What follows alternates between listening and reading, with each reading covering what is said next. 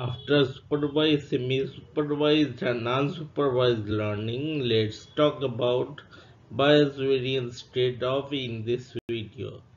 Next slide. In the last video, we studied about supervised learning, unsupervised and semi-supervised learning. But we actually overlooked, deliberately skipped a important part of it. So in the last video we were learning from some examples and we were applying on some chapter and questions. Finally, after we have mastered the concept or we have achieved some bit of accuracy, we were going through the evaluation process or some kind of exams. In this video we will talk about bias and variance. Bias and variance actually talks about the relationship between the chapter end questions and the exam questions. So suppose my chapter end questions had 10 questions. I solved 8 of them correctly. So I made a mistake in 2 out of 10. That too, that is the mistakes I made, is actually the bias. The 2 at the end of the chapter from the chapter end questions is the bias. Finally, let's move forward to the variance, that is the evaluation process. In the evaluation process, I again had 10 questions. This time I solved 7 of them correctly.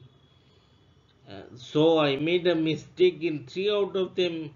That 3 is actually the variance. So bias was 2 and variance is 3. Now in the next slide, let's try to see how bias and variance are actually plotted in a graph. So finally, again recapping, the 2 is the bias and the 3 of the exam questions that I mistakenly solved, that 3 is the variance. Next slide. Here you can see the graphical representation of variance and bias, that is in the top left.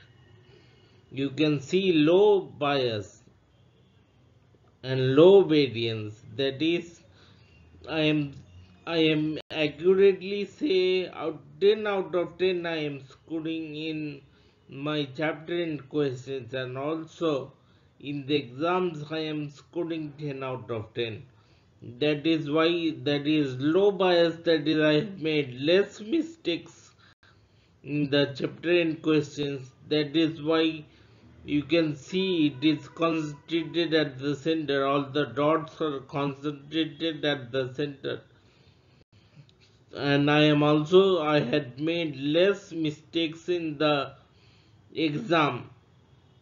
So again all the dots you can see is concentrated at the center. Now again in the bottom left bottom image, high bias, that is I have made a lot of mistakes.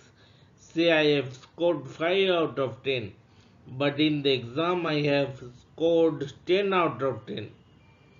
That is low variance. So you see the dots have moved up, that is they are still concentrated but they are moved up from the center, they are not in the center. In the case of the right side top diagram, you see it's a high variance, that is all the points are scattered, and it is low bias, that is I have made less mistakes in the chapter and questions.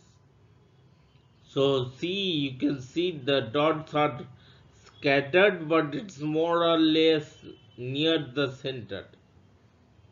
In the bottom right, you see high bias and high variance. The dots are scattered. I have made lot of mistakes in my exams, and I have made a lot of mistakes in the chapter and questions. So you can see the dots are scattered and they have moved a little moved from the center. They are not around the center. That is how a graph bias and variance is. Over to next slide. Thank you. That will be the end of this video. Now, as always, there will be a poll in the channel community. A poll within the first 7 days. You cast your vote within the first 7 days in the channel community. And suggest what next topic I should cover. Unless you suggest something else, I am going forward with overfitting and underfitting as the next topic. Overfitting and underfitting. Thank you and have a nice day ahead. Thank you.